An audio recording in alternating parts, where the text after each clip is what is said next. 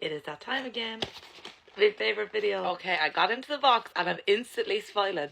Everybody that knows me knows I'm obsessed with the colour pink. Started cleaning all the door frames. Then I went back in with the hoover and then I washed the floors. We put throws on our sofa, even though they're plastic, because we have dogs. And Mummy will kill us if our sofas are ruined. This is from Dress Me, so now I'm just going to show you the coat that I'm going to wear over it. So it's just like a little cashmere coat, but it's really nice and really cute, so I'm just going to go put it on and come back. When you're heading down the road, a 90-mile an hour on the back of a silky racer. Got a 40 on me right now, I ain't never scared. I'll shoot this bitch up right now, cause I never cared. This come up in my Q&A, and to be honest with you, I was shocked when I read it, because obviously it's a shocking statement, what he's made, and a very, very wrong one, to be under the assumption that travellers dislike black people. I don't know where you got this line of thinking from, or how you can just paint every traveller as racist. I don't know. So I went on TikTok, and there she was on TikTok with all these videos. And I reached out to her, and we just started talking from there and decided that, you know what, this interview needs to happen. Not every day you meet someone that thinks the same as you. And all we're about is bringing the love together. So I want to welcome my guest, and she's travelled many miles. Yeah. Charlotte, welcome to the Glenndun show. Thanks for having me here. Yeah? They just take what they see in the media and that's it. Yeah. But with black people, because they've always had a stigma and they've always had that same, we could always relate to each other, and we always took the time to get to know each other because we knew what stigmas was like. My gran, when she watched it, she was like, I remember those. Your gran even saying it, that's cute. Listen, my gran's up to date, you know, with these stuff. She's 87 soon, but she's cool. God bless her. No blacks, no dogs, and no Irish. And those were in the windows back in the day. So it's that people then had to remember that before people became educated, these were the two communities that were marginalized and isolated. They forget all this. And what they also forget, which I find really sad, that we're still on them windows. You go to Appleby and places like that, and it still says no travellers and gypsies in them windows. Our oppression hasn't ended.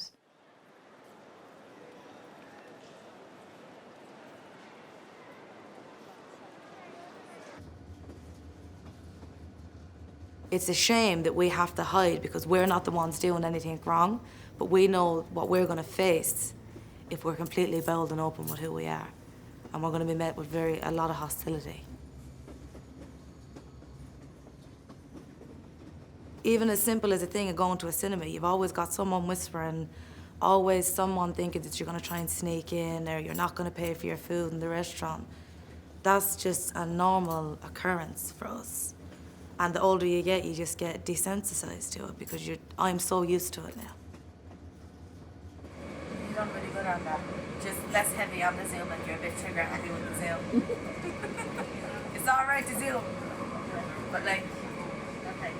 If you zoom too much, it makes it look like a complete web. Down now.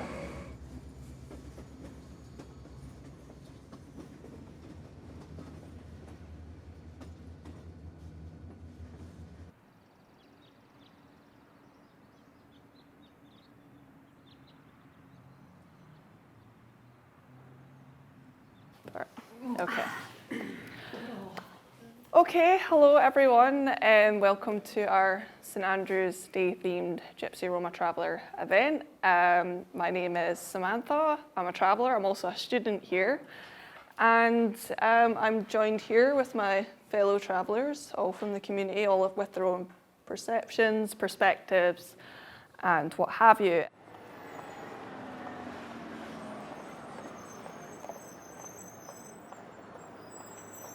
Fife has one of the biggest traveller populations in Scotland. In terms of my traveller identity, you know, I'm fiercely proud of that and who I am, but it is something I've struggled with in terms of not really feeling like I fit in. So the Scaldies think I'm too much like a traveller, and the travellers think I'm too much like a Scaldie. So I feel like, yeah, it's been hard for me trying to reclaim and embrace that sense of who I am.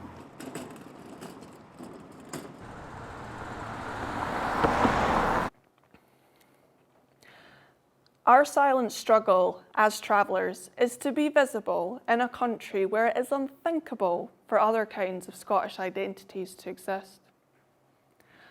Our silent struggle is where living as travellers means being looked down upon as criminals or as an exotic addition to your entertainment schedule. Our silent struggle is seeing family members self-destruct and self-medicate thanks to the state-inflicted trauma that has caused us to hate one another and to trust no one, not even each other. Scaldie spaces, Scaldies spitting us in our faces with their ideas of Scottishness and what it means to be Scottish, but not allowing us a seat at their table. It's tasteless, actually, the way you approach me with hateful comments on my culture, constantly forced to have to justify my existence to you. So let's not pretend that we can't rise up, because we can. And where will we bide?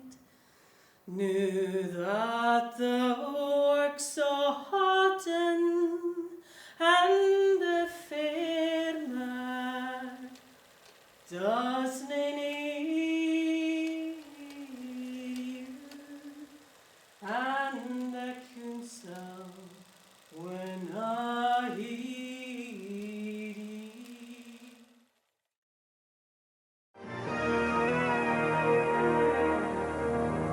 A police task force, including drug squad officers, raided a travellers' camp beside the main A46 Bath Stroud Road near Chipping Sodbury today.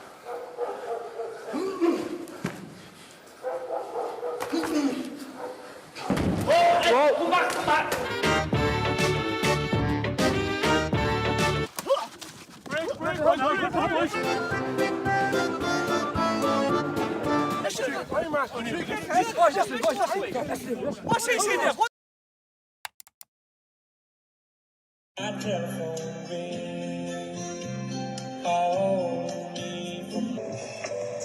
This is me picking my nail colour. I went for blue because it's like completely opposite from red.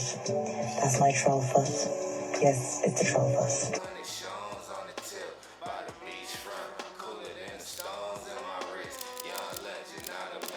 At this point, I'm at 23,000 followers as of today. But that goes up every day. It could be 24 tomorrow. I don't really keep a track on it. It goes up quite rapid lately. I was at 19 3 days ago. The whole world now is about speak your truth, everyone deserves freedom. Yet they're in the dark ages when it comes to gypsies and travellers. And if there's anyone that wanted to step forward and show that we're educated, polite, well-spoken, intelligent people, they'll be shut completely down. But if you want to dress yourself like a pineapple, they'll put 12 cameras on you. Just to keep that going, that we're the lesser. We're the lesser ones. Right, ready? I don't do it quite as good as him, I'm not gonna lie. Thank you. Women are more complex than cooking a bit of dinner and cleaning up. We do that every day. I do that every day, but I also work 14-hour shifts and study and do my MVQ. Like, there's more facets, there's more layers to us than just that one aspect of us, where they try to oversimplify us and make us seem so much less than what we are. And that's what I don't like. I'll never sit here and claim that we've got the perfect community with nothing wrong in it. There's horrible people in my community. But what people need to understand is there's horrible people in every community and race. We all have an identity. Unfortunately, though, some people have that denied to them through, in our experience as a community, through cultural trauma, through having our families ripped apart by having the state come and take children away. So there was a government report that was commissioned, and the 1895 report, I think it was called, and basically there were groups of people that gathered in Glasgow and decided that we have to deal with problem people in Scotland. Hello, I'm Patsy White, and I am a traveller, and I come from a family of 10. I was brought up in a children's home in Aberdeen, but my life started out in Castlehill Barracks, which was a barracks that was condemned. That's where my family lived. It was derelict. It was the home of the Gordon Highlanders, and they moved out in the 30s. And we were put into these places which really weren't fit for habitation. They were so bad. The walls were running with distemper. There was gas, I think there was one gas light. We were all put in, all my family were put into one room. We had to ask permission for the shower key. So you couldn't just go and have an actual shower. The sad part is also a lot of the travellers, because they were forced into these conditions, a lot of them couldn't take it, because remember, this was their life. This is all they had known, was living outside, living in tents, living in, beside rivers and things like that. That was their life. And now all of a sudden they're put into this. Whereas they were used to fresh air and things like that. It was totally different. And a lot of them couldn't cope.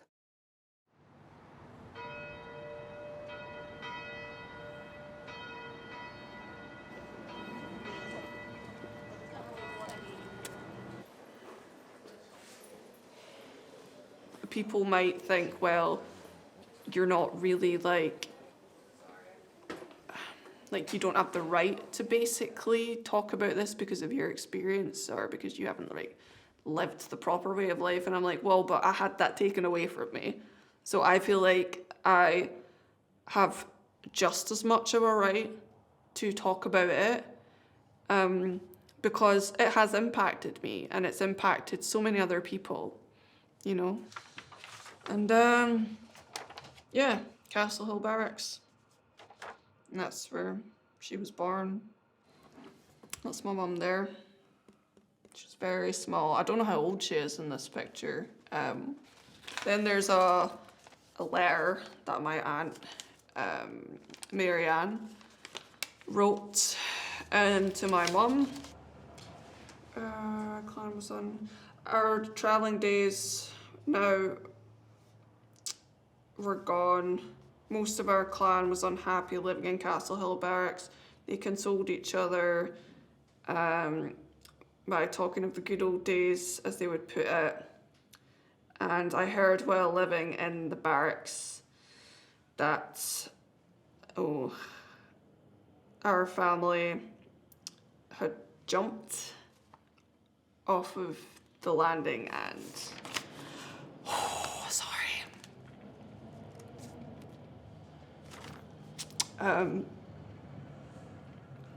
Okay, I'm going to try not to get emotional about this.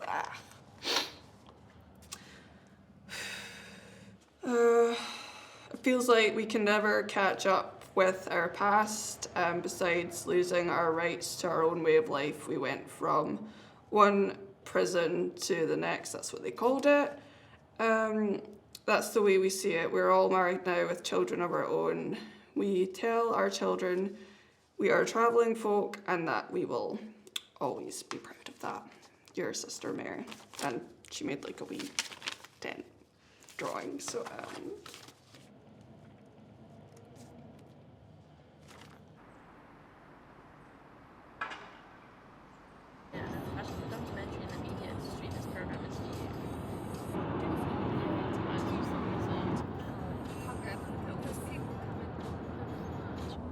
There's a lot of pressure for me to conform and just rush myself and find a husband. A lot of pressure. There's people say it to me, like, are you gonna try and settle down?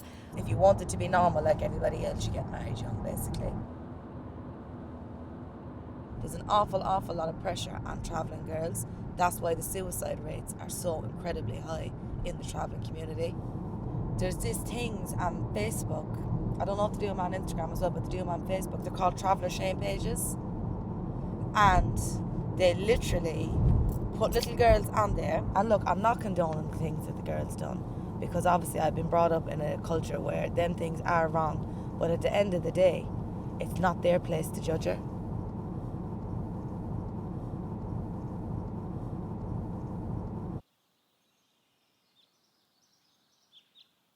TikTok is now a platform where we can just say, no, I'm in control of this content. What you see is what I show you, and there's no one behind the scenes manipulating or controlling that. And I think that's why TikTok is making it so big with the gypsy community.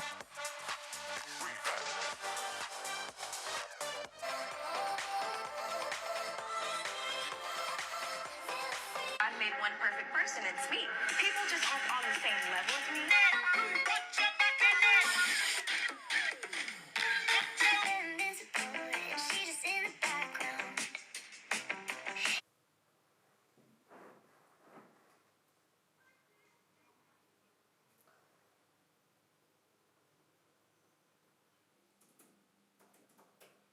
I feel like there is so much emphasis on being superficial to other people that it has caused like divisions. And I actually feel it, the pressures to look a certain way, to act a certain way. I think it's going to be a very long time until progressiveness actually like comes into the culture. And I guess the hesitancy comes from a place of fear. Your life should be more than just like cleaning all day, basically. But there's a lot of travellers that would look at me saying this and be like, well, you don't get it. You're not a traditional traveller in that sense. So, you know, you shouldn't have an opinion on that. But I don't know, I'm probably going to get a bit of like, yeah, I might get attacked for this possibly, but I wouldn't date another traveller. I just would not do it. And it's not because I've got anything against like my own people and my own background, but I don't want to be controlled, basically. I value like my freedom, basically. I'm probably going to get absolutely blasted for saying this, but yeah.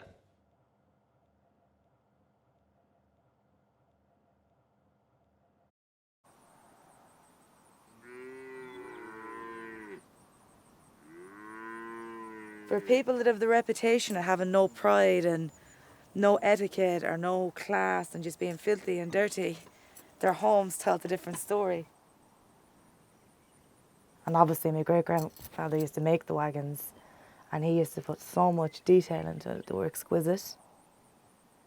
It's a lovely thing to look at, I think.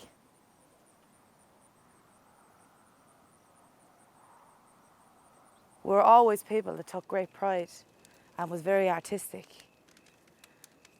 But unfortunately, the media tells a different story to that.